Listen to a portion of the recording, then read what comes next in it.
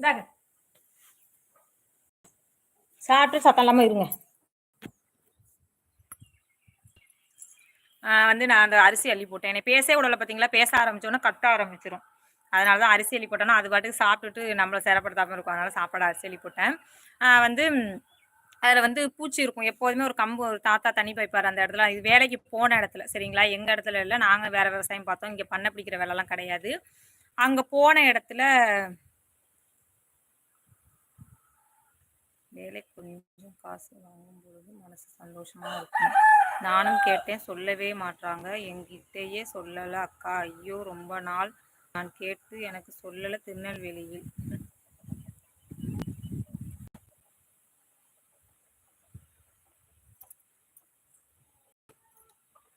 இப்ப ஊரு பேரோ, நம்மளோட நம்பரோ வந்து இதுல வந்து வணக்கம் வீரசாமி. லைவ் முடிஞ்சுதா? ம். வந்து எனக்கு ஏன் நான் வந்து நம்பரோ, இப்ப வந்து யூடியூப்ப பொறுத்தவரை நம்பரோ, ஊரோ வந்து சொல்லக்கூடாது. ஏன் அப்டின்னா, அவங்க வந்து நம்ம நம்பரோ, ஊரோ சொல்லும்பொழுது அவங்களே அத ஹைட் பண்ணிருவாங்க. அப்ப அதனால தான் நான் சொல்லல. நான் சொல்லி நாளைக்கு என் சேனலுக்கு எதுவும் பிரச்சனை வந்துரக்கூடாது சரிங்களா? நெறைய ரூல்ஸ் இருக்கு யூடியூப்ல. அதனால தான் நான் சொல்லல. தயவு செஞ்சு எதுவும் நெனச்சுக்காதீங்க. எதுவுமே சொல்லக்கூடாதுப்பா.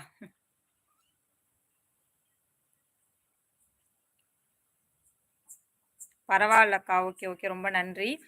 வந்து அப்ப என்ன ஆயிடுச்சுன்னா, அதுல வந்து பாம்பு இந்த மாரிலாம் வந்து இருக்கும். அத வந்து எப்போதுமே தட்டி விட்டுட்டு தான் அந்த தாத்தா வந்து வேல பாப்பாரு. இல்லன்னா அவரு வந்து நான் கிட்டத்தட்ட ஒரு நாளைக்கு எத்தன பண்ண பிடிப்போம் அப்படின்னு பார்த்தீங்கன்னா, சப்போர்ட் பண்ணும் தானே எல்லோருக்கும் இளவரசன் வணக்கம்.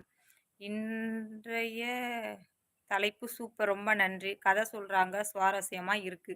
சரி, சரி. நீங்க கதைன்னே நெனச்சுக்கோங்க. ஒண்ணும் பிரச்சனை கிடையாது இளவரசன்.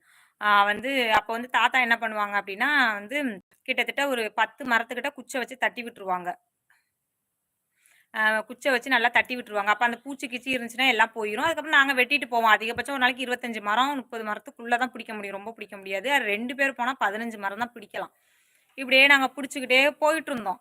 அன்னைய பார்த்து நாங்க வேலைக்கு போன அன்னைக்கு விவசாயம் பற்றி உண்மை இது.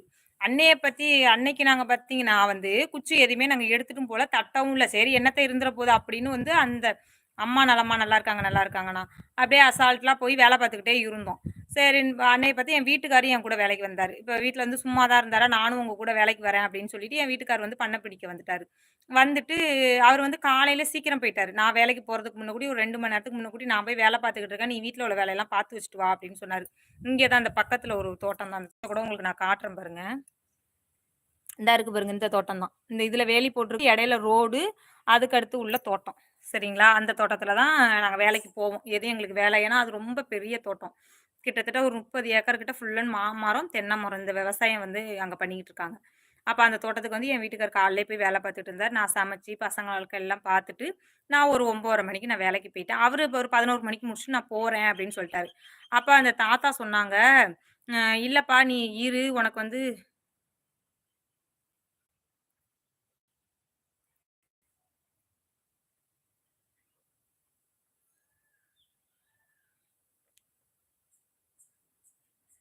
ஃபோன் வந்து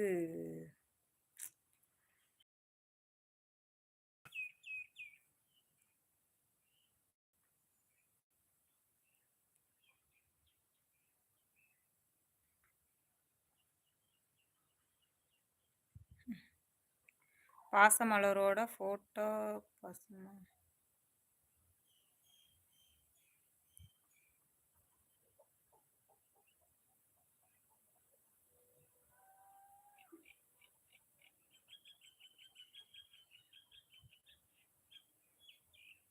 கண்டிப்பா போடுறேன். ஃபோன் வந்து எனக்கு கட் ஆக்கி விட்டுருச்சு.